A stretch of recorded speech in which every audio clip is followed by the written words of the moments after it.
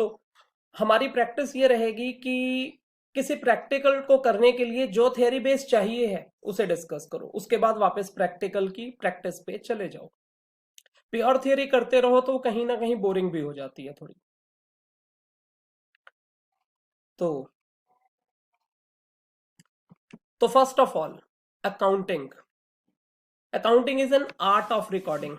तो हम अपने पूरे टॉपिक में कमिंग टाइम में रिकॉर्डिंग के सिस्टम को समझने वाले हैं, फिर क्लासिफाई करेंगे।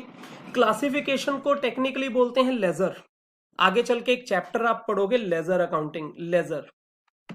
समराइजिंग, समरी स्टेटमेंट्स बनाना in a significant manner and in terms of money, transaction and event which are apart at least financial character, पैसे में मेजर जिसे कर सकते हो, और उसके रिजल्ट निकालने को हम प्रॉफिट लॉस कैलकुलेशन या बैलेंस शीट वाली साइड पे ले जाएंगे। This is complete book +1 accounting.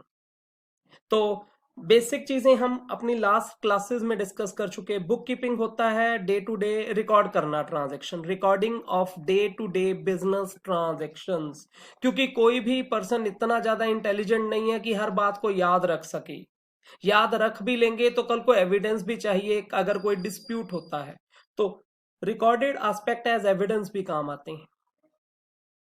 तो इसमें अकाउंटिंग, अकाउंटेंसी टर्म को आप समझ चुके। एक बार फिर भी बोल दो दोबारा, जितनी लेयर्स बनती जाएं, जितना आप किसी टॉपिक को रिपीट करेंगे, एक बार, दो बार, तीन बार, उतना आपके लिए बेटर है। नूर, बताना जरा अकाउंटिंग में हम क्या करते हैं? What is accounting? नूर, हाँ जी sir. What is accounting? Book keeping, एक एक बार डेफिनेशन पढ़ देते हैं। Book keeping is recording of day to day business transaction. What is accounting? आप ये बोलिए, जो बुक कीपिंग है वो तो है ही है अकाउंटिंग में। मतलब बुक कीपिंग हाँ is also an art of recording, साथ में आगे classifying, summarising the financial class, data हाँ जी। And interpreting the result. मतलब ये आगे तक बढ़ जाता है, बुक कीपिंग को आगे तक बढ़ा देते हैं। मतलब अकाउंटिंग एक वाइडर कॉन्सेप्ट है as compare to book keeping. Book keeping में थोड़ा काम है, अकाउंटिंग में उससे बढ़ के, मतलब accounting also includes book keeping. अच्छा, अकाउंटेंसी भी एक बार पढ़ दो जरा। वो जैसे जो काउंटिंग जैसे कैसे होती है वो बनाता है। एंड उसके बाद how to deal with various aspects of accounting. How to deal मतलब रूल्स के बारे में बताता है। It educate us why and how to maintain the books. It explain the rules and guidelines related to recording of transaction. Clear है ये दो तीन लाइनें? How and why, and it explains the rules and guidelines related to recording of transaction. इसका लिए जो book है जिसमें सारे रूल्स पढ़ रहे हैं, दिस इज अकाउंटेंसी। अच्छा, डबल एंट्री सिस्टम के बारे में क्या बताया था? ये एक ऐसा सिस्टम है जिसमें हम दो एस्पेक्ट, देखो नाम से क्लियर है, डबल एंट्री मतलब दो एस्पेक्ट रिकॉर्ड करेंगे। One aspect is debit, another is credit for every transaction, for every business transaction. For every business transaction word लिखते तो ज्यादा बेटर होता। बिजनेस की हर एक ट्रांजेक्शन के दो एस्पेक्ट को रिकॉर्ड करना एक सिस्टम के through, that system is double entry system, जिसमें हमें स्टेप बाय स्टेप समझना है कि ये डेबिट क्या होता है, क्रेडिट क्या होता है। बिजनेस ट्रांजैक्शन को आपने क्या समझा था? Business transaction, this is an economic activity, not social. अब आप पर्सनली कोई एक्टिविटी करते हैं, आप घर के लिए कोई सामान खरीदते हैं, दैट इज सोशल एक्टिविटी। आप अपने फ्रेंड को गिफ्ट देते हैं, तो this is an social activity.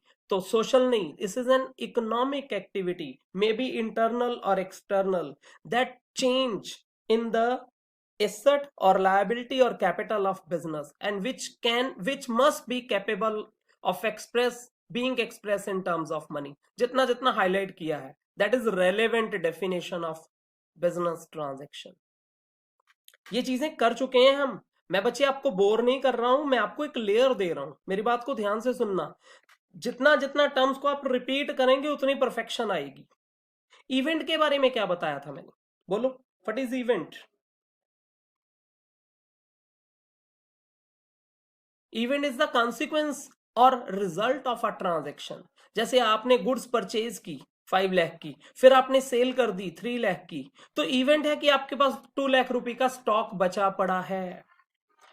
Event होता है रिजल्ट, मतलब कई ट्रांजेक्शन होती हैं, उसके रिजल्ट में जो सामने आता है that is called event. Event है कि आपने क्या प्रॉफिट कमाया, इवेंट है कि आपके पास क्या स्टॉक बचा पड़ा है। ट्रांजैक्शन थी कि आपने फर्नीचर परचेज किया, ट्रांजैक्शन होगी मे बी ईयर एंड पे उसकी डेप्रिसिएशन लगा दी, इवेंट होगी कि एट द लास्ट आपके पास क्या बैलेंस बचा पड़ा है, profit calculation, stock calculation. Transaction है कि आपने बिजनेस स्टार्ट किया, आपके पास कैश आया, फिर आपने सेल की कैश आया, फिर परचेज की कैश चला गया, रेंट पे कर दिया। तो एक इवेंट है कि आपके पास एट द एंड कितना कैश बचा पड़ा है, कैश बैलेंस की कैलकुलेशन। तो ये सारी कैलकुलेशन भी पार्ट ऑफ अकाउंट्स है, हमारा अकाउंटिंग का पार्ट हो जाता है, क्योंकि अकाउंटिंग में सारी कैलकुलेशन, समरी स्टेटमेंट हमें बनानी पड़ती है। अकाउंट, अकाउंट के बारे में क्या बताया था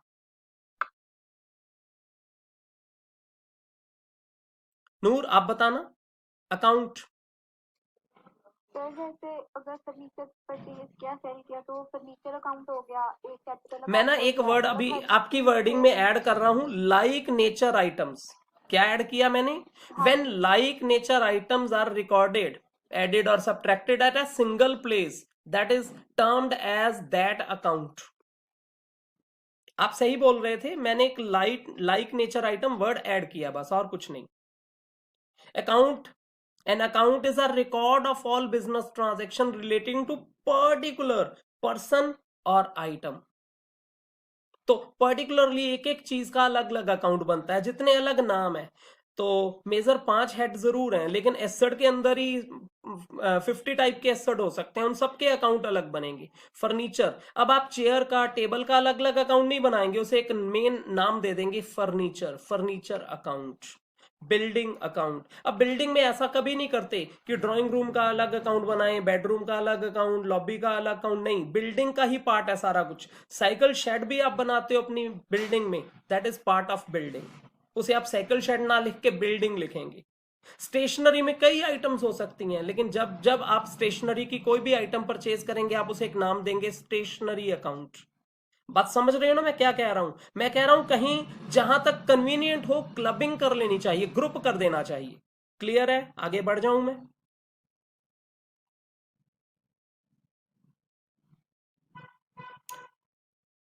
कैपिटल, अभी तक मैं वो टर्म्स बोल रहा हूं जो हम पहले 2 दिन में डिस्कस कर चुके हैं, इसके बाद कुछ नई टर्म्स भी आ जाने वाली हैं। बताओ कैपिटल क्या होता है? मनप्रीत यहां प्रेजेंट हो, बताओ कैपिटल क्या होता है? Sir amount invested by by proprietor of business enterprise, proprietor owner को कहते हैं। तो किसी भी शेप में जो प्रोप्राइटर ने बिजनेस में पैसा इन्वेस्ट किया, चाहे वो गुड्स हैं, चाहे वो कैश है, चाहे वो एसेट है, वो सबको हम टोटल में कैपिटल बोल देते हैं कि इस पर्सन ने इस बिजनेस में इतनी कैपिटल इन्वेस्ट की है। और अगर वो कुछ वापस विड्रॉ कर ले तो उसे ड्रॉइंग बोल देते हैं। तो कैपिटल के साथ अटैच ड्रॉइंग वर्ड को भी क्लियर करें। कैपिटल को कैलकुलेट करने का फॉर्मूला होता है एसेट माइनस लायबिलिटीज। अकाउंटिंग की इक्वेशन में से ही कैपिटल का फॉर्मूला निकाल लिया। तो कैपिटल का फॉर्मूला क्या होता है? राघव, राघव यहां प्रेजेंट नहीं है। हाँ जी क्रिश, बच्चे जैसे एक एग्जांपल है, आपको लिस्ट ऑफ एसेट्स बता दूं, अगर मैं बता दूं कि आपके पास कैश इतना है, मशीन इतनी है, स्टॉक इतना है, डेटर इतने हैं, फिर मैं क्रेडिटर भी बता दूं, तो क्या आप कैपिटल कैलकुलेट कर सकते हो? आइडिया है कैपिटल कैसे कैलकुलेट करोगे राघव?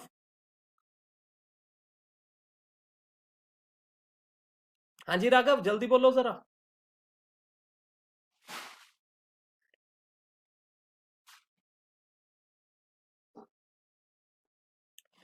अरे ऊपर फॉर्मूला लिखा हुआ है बच्चे, एसेट माइनस लायबिलिटी। जितने भी एसेट्स है मैं टिक लगाता हूं, कैश एक एसेट है, मशीन एसेट है, स्टॉक एसेट है, डेटर एसेट है, इन चारों को ऐड कर दो और उसमें से क्रेडिटर एक लायबिलिटी है उसे माइनस कर दो, लो हमारी कैपिटल आ जाएगी। Asset minus liability is capital.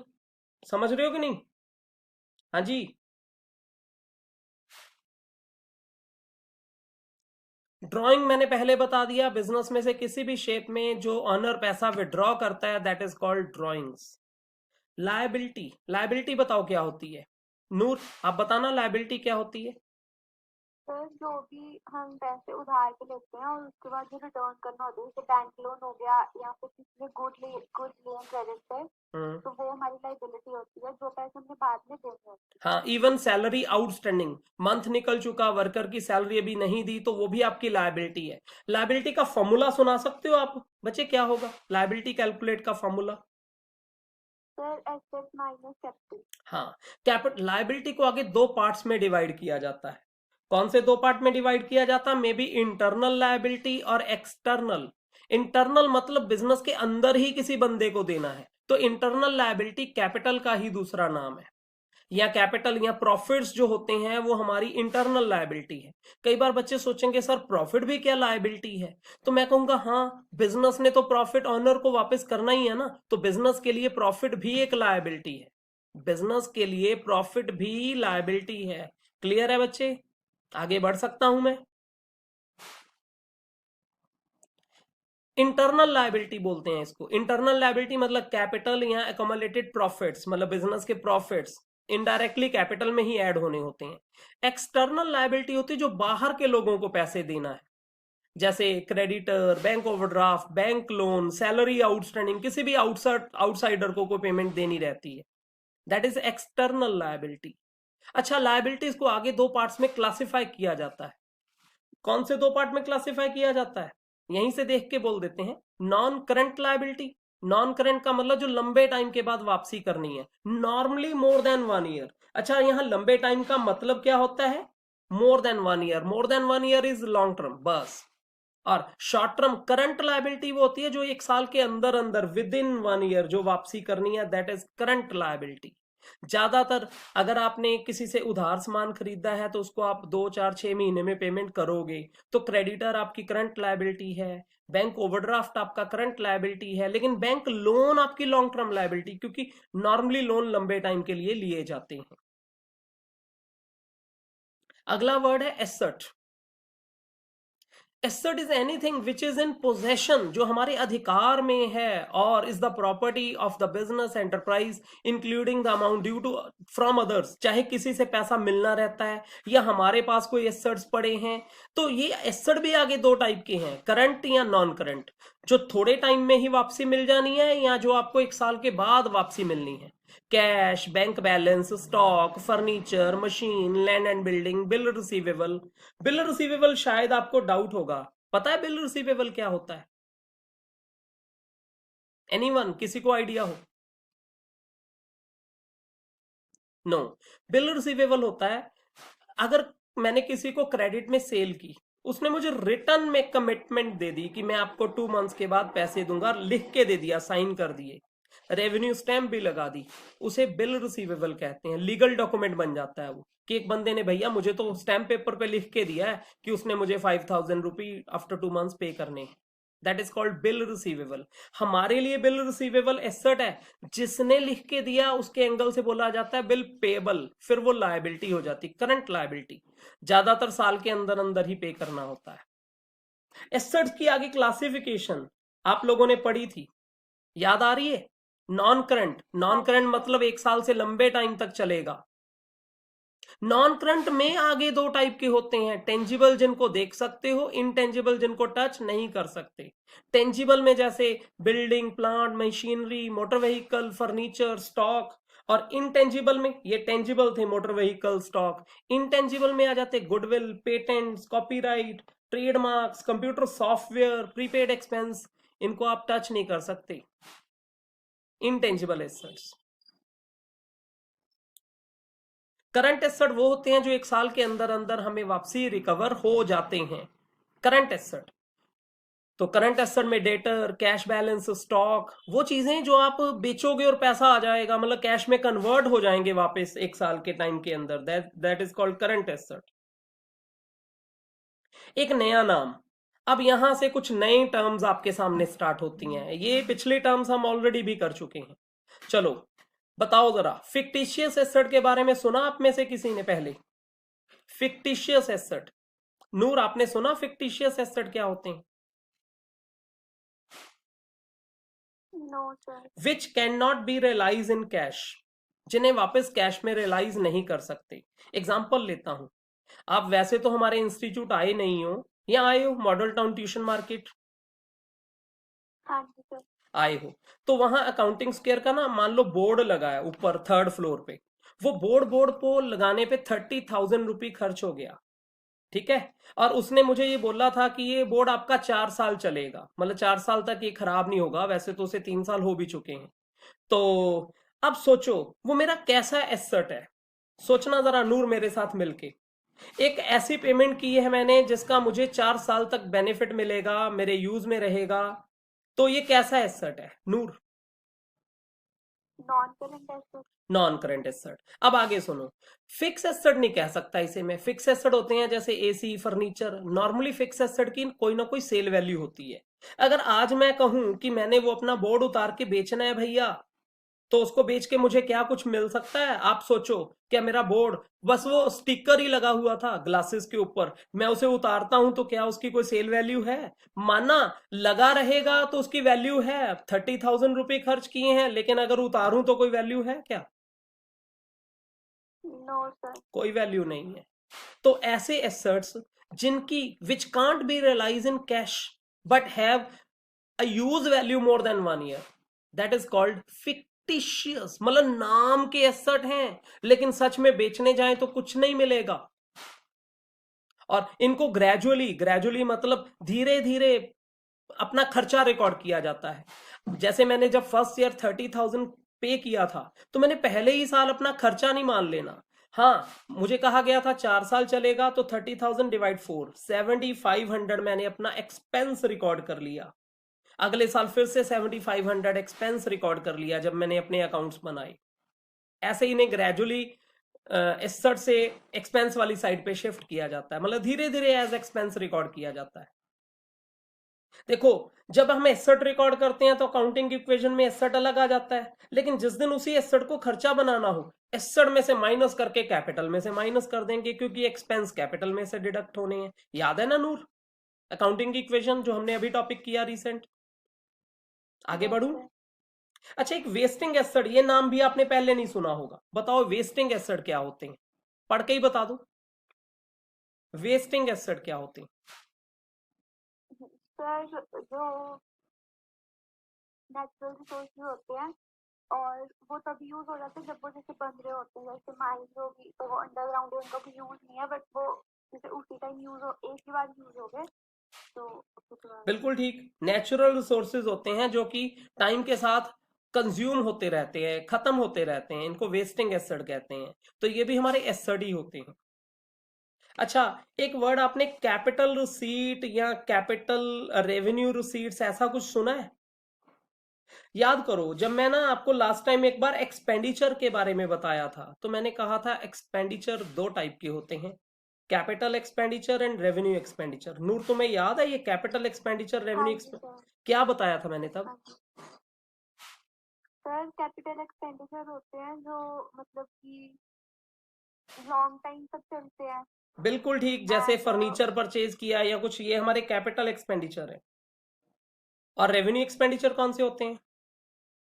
Revenue expenditure थोड़े टाइम तक ही चलते हैं, वो शॉर्ट टर्म होते हैं और वो उनमें एक्सपेंस आ जाता है उसमें, जैसे सैलरी हो गया, रेंट हो गया, ये हमारे रेवेन्यू एक्सपेंस होते हैं। रेवेन्यू मतलब साथ के साथ ये फिनिश होते जाते, खत्म होते जाते हैं, खर्चा कहते हैं इसे हम। जैसे एक्सपेंडिचर था वैसे ही रिसीट, कैपिटल रिसीट वो होती है जैसे आपके पास कोई फर्नीचर पड़ा था, उसे आपने बेच दिया, furniture is an capital expenditure, उसको बेच करके जो पैसा आएगा वो आपका कैपिटल रिसीट होगा। जैसे और लेता हूं, आपने कोई लोन लिया लंबे टाइम के लिए, 2 साल 4 साल के लिए, तो वो जो लोन लेके जो आया पैसा, वो that will be capital receipt, क्योंकि लंबे टाइम के लिए वो पैसा अरेंज किया गया है। या ऑनर ने कोई कैपिटल कंट्रीब्यूट की, वो भी कैपिटल रिसीट है, क्योंकि ऑनर तो लाइफ लॉन्ग कैपिटल पैसा इन्वेस्ट करता है बिजनेस में। तो कैपिटल रिसीट की एग्जांपल्स बोलना क्या क्या होती हैं। कैपिटल रिसीट 3 बोली मैंने, तीनों बोल दो पीछे मेरे। नूर, एक तो कोई एसेट सेल करके अगर आपको पैसा आया, जो ओनर कंट्रीब्यूट करता है और जो कैपिटल से जो पैसा आता है और जो लॉन्ग टर्म लोन लेने से पैसा आता है, जैसे मैंने कहीं से लोन लिया तो लोन से पैसा आया, ये कैपिटल रिसीट्स हैं। अच्छा, अब रेवेन्यू रिसीट्स कौन सी होंगी? रेवेन्यू रिसीट्स वो कलेक्शंस हैं जो day to day regular recurring basis पे आती हैं आपको। जैसे आपने कोई गुड्स बेची, वहां से पैसा आया, या अगर आप सर्विसेज दे रहे हैं तो फीस वगैरह रिसीव की, कमीशन रिसीव की आपने, सर्विस बिजनेस जिनका होता है, या आपको कोई इंटरेस्ट या डिविडेंड मिला जो रेगुलरली मिलेगा। जैसे मैंने कहीं पैसा इन्वेस्ट किया, वहां से इंटरेस्ट मुझे है जी। डिविडेंड क्या होता है? डिविडेंड होता है जब हम किसी कंपनी के शेयर्स में इन्वेस्ट करते हैं। शेयर सुना आपने? हाँ जी। तो वो कंपनी जब ईयर एंड आने पे अपना प्रॉफिट अपने शेयर होल्डर को डिस्ट्रीब्यूट करती है ना, तो उसे डिविडेंड कहते हैं। यही आपने किसी को लोन दिया होता तो उस पर आपको इंटरेस्ट मिलना था। डिविडेंड और इंटरेस्ट में थोड़ा सा डिफरेंस होता है। डिविडेंड डिपेंड करता है प्रॉफिट पे, मतलब कंपनी को कितना प्रॉफिट होता है उसके अकॉर्डिंगली डिविडेंड होता है। अगर किसी ईयर में कंपनी को प्रॉफिट कम रहा तो डिविडेंड भी कम आएगा, अगर किसी ईयर में कंपनी को प्रॉफिट ज्यादा हुआ तो डिविडेंड भी ज्यादा आएगा। तो जो डिविडेंड है वो किसी भी बिजनेस के प्रॉफिट्स पे डिपेंड करता है, बट जो इंटरेस्ट है वो तो फिक्स होता है। एक बार मैंने कहीं अगर बैंक में एफडी करवा दी तो एक फिक्स रेट से मुझे इंटरेस्ट मिलना है। क्लियर है? आगे चल के जैसे हम शेयर्स के केसेस को पढ़ेंगे तो वहां आप इनको डिटेल में करोगे कि डिविडेंड क्या है या फिर ये इंटरेस्ट क्या है। थोड़ा आइडिया बन गया ना? आगे बढ़े तो नेक्स्ट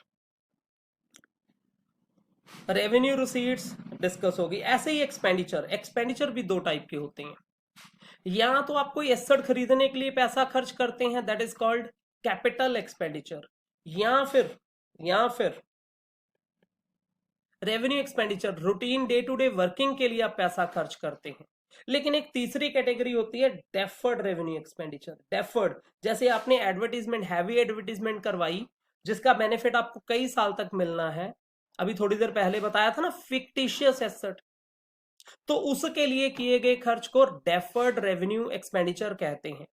ये टर्म इंपॉर्टेंट है क्योंकि बच्चों को कॉमनली अवेयर नहीं होता डेफर्ड एक्सपेंस, तो इसका 1 मार्क का क्वेश्चन कई बार टीचर सेट कर देते हैं, इसलिए इसे थोड़ा ध्यान से आराम से समझ लो।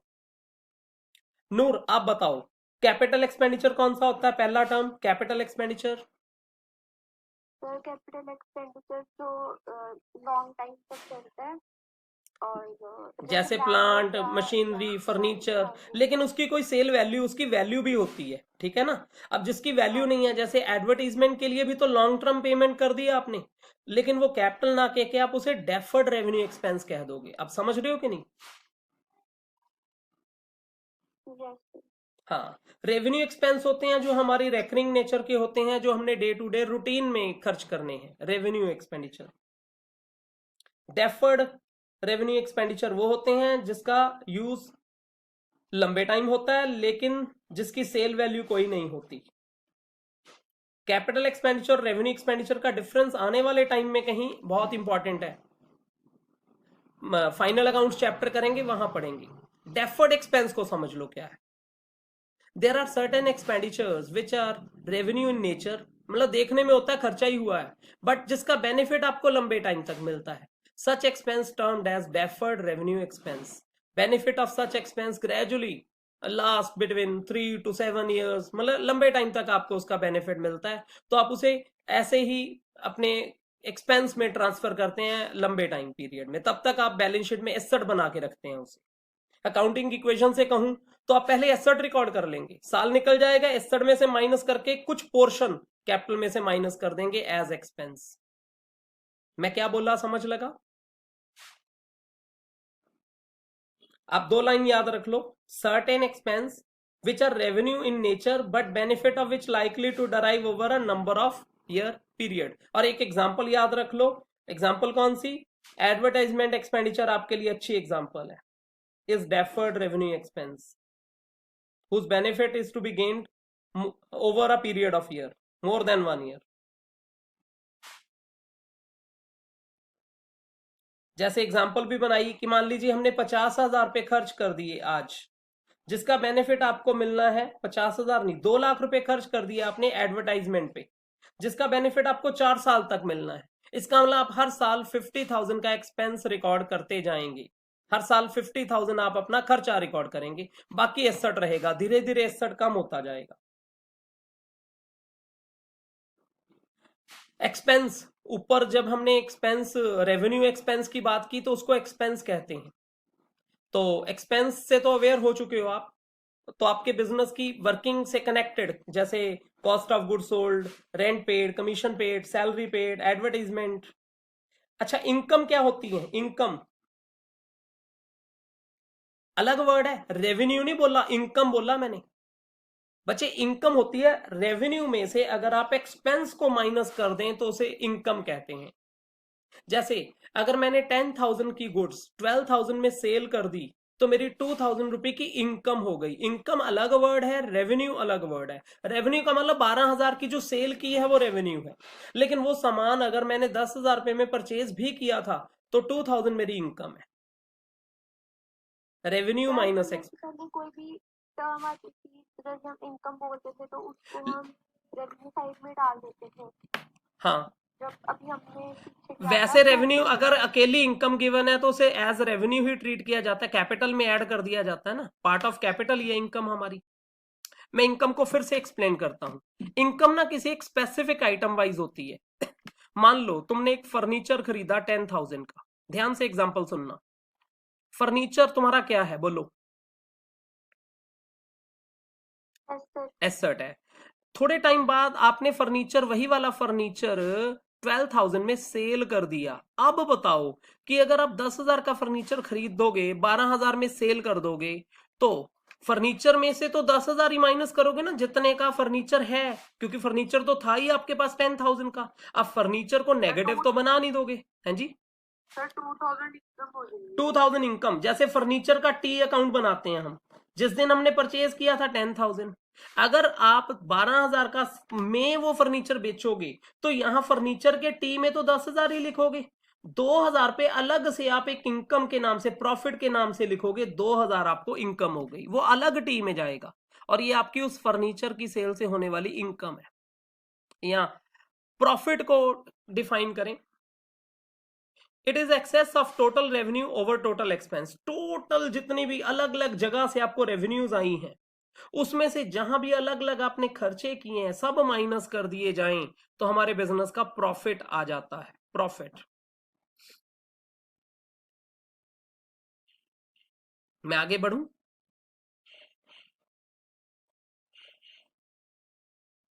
इनकम से ही अलग एक वर्ड आ जाता है, गेन। गेन, मैंने जो एग्जांपल फर्नीचर वाली ली थी वो गेन के लिए ज्यादा रेलेवेंट एग्जांपल है।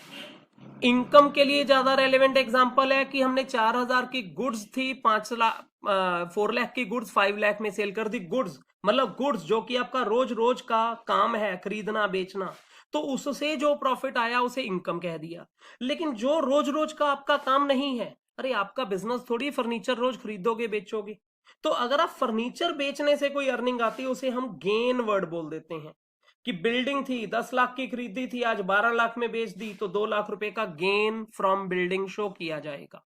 गेन की बजाय लॉस भी हो सकता है। अगर यही 10 लाख की बिल्डिंग हमने 9 लाख में बेच दी होती तो गेन के बजाय फिर हमने उसे नाम देना था लॉस।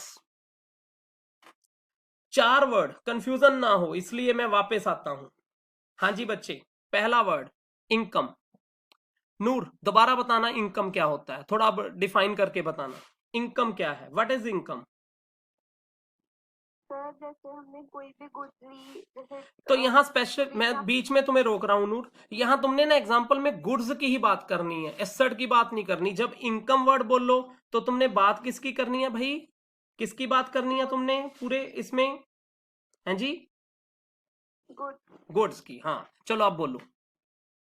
तो जैसे हमने गुड्स ली जैसे 10,000 की और सेल कर दी 7,000 में, तो सॉरी 10,000 की ली और 15,000 में सेल की, तो जो 3,000 आएगा हमारे पास वो हमारी इनकम होगी। ठीक है, ऐसे ही एक वर्ड है गेन। तो जब वर्ड गेन की बात करेंगे तब हम गुड्स की ना बात करके एसेट की बात करेंगे कि कोई एसेट हमने महंगे में सेल कर दिया तो वो हमारा जो डिफरेंस है उसे क्या कहते हैं बोलो?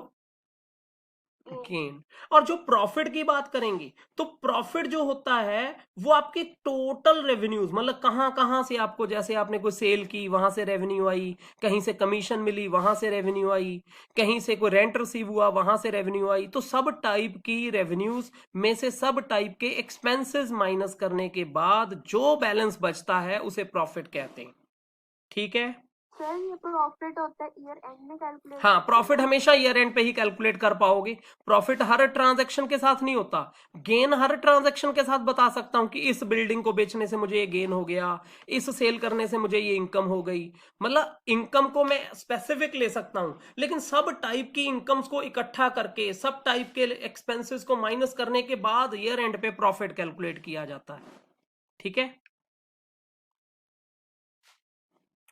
गेन का ऑपोजिट वर्ड है लॉस, उससे तो कोई फर्क नहीं, मतलब चीज सस्ते में बेच दोगे तो लॉस हो जाएगा।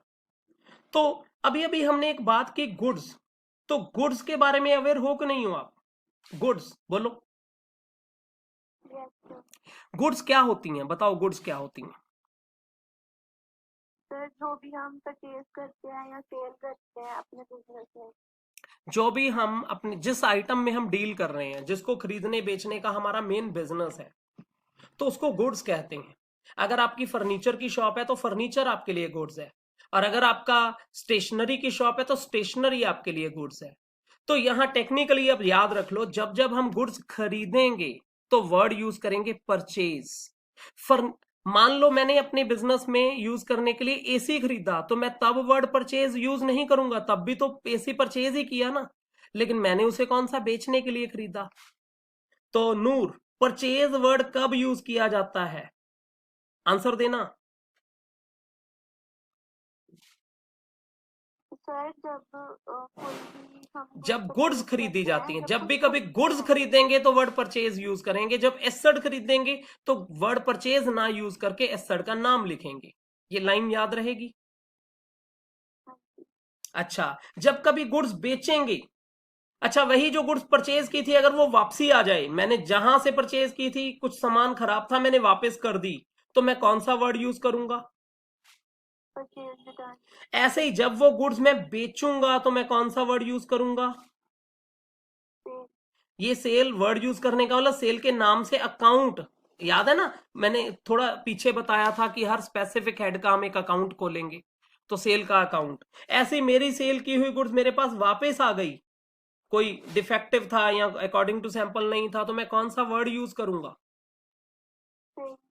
हाँ, तो गुड्स के साथ अटैच 4 वर्ड आ गए। गुड्स खरीदी तो तब वर्ड परचेज यूज करना है, बेची वर्ड सेल यूज करना है, हमारी खरीदी गुड्स वापस करोगे तो परचेज रिटर्न, बेची हुई गुड्स वापस करोगे तो सेल रिटर्न। और वही गुड्स देखो खरीदी थी 10,000 की, बेच दी 5,000 की बीच में से, तो जो बची रह गई उसे क्या कहते हैं? जो बचा रह गया गुड्स हमारे पास उसे क्या कहते हैं, बोलो? स्टॉक। तो जो भी पीरियड के एंड में आपके पास स्टॉक बच जाता है दैट इज कॉल्ड स्टॉक। हाँ, ईयर एंड पे जो बचा है that is called closing stock. Year beginning में जो आपके पास पीछे से चला आ रहा था स्टॉक है, मतलब बिगनिंग में देखा था कुछ स्टॉक पड़ा था पिछले साल का बचा हुआ, तो उसे ओपनिंग स्टॉक कह देते हैं। अच्छा, एक और वर्ड है इन्वेंट्री। इन्वेंट्री स्टॉक का ही सब्स्टिट्यूट वर्ड है। जो मैन्युफैक्चरिंग बिजनेस है ना, जो जिनका मैन्युफैक्चरिंग पता क्या होता है? नूर आपको पता मैन्युफैक्चरिंग क्या होता है? जब कोई चीज हम खुद अपनी से कुछ मैन्युफैक्चर हम करते हैं मशीन से, जो चीज अपनी फैक्ट्री में प्रोड्यूस होती है तो उसे मैन्युफैक्चरिंग। बिल्कुल ठीक, जैसे चेयर्स में अगर मैन्युफैक्चर कर रहा हूं तो मेरे पास अब जो स्टॉक इन्वेंट्री है, स्टॉक ही हुआ, इन्वेंट्री कई टाइप का हो सकता है। मान लीजिए मैं पाइप की चेयर बनाता हूं, मेरे पास पाइप ही पड़ा है जिसको मैंने यूज करके चेयर बनानी है, तो उसे रॉ मटेरियल कहते हैं, जिस चीज से हम बनाते हैं। मान लीजिए मेरी आधी अधूरी चेयर बनी पड़ी है, अभी फिनिश नहीं हुई, उसे वर्क इन प्रोग्रेस कह देते हैं। और अगर मेरे पास बिल्कुल तैयार चेयर्स पड़ी हैं मेरे पास, तो उसे इन्वेंट्री ऑफ फिनिश गुड्स कह देते हैं। और inventory of stock in trade वो आइटम्स होती हैं जो हमने खरीदी बेचने के लिए, हमने नहीं बनाई, जो हमने खरीदी हैं बेचने के लिए, that is called inventory of stock in trade. तो स्टॉक वर्ड उसके लिए यूज हुआ जो खरीदा था बेचने के लिए, लेकिन जो खुद तैयार किया वहां inventory of raw material, work in progress या फिनिश गुड्स वर्ड यूज हो सकता है। इजी। यहाँ बहुत इंपॉर्टेंट टर्म्स अभी फिनिश हुई हैं.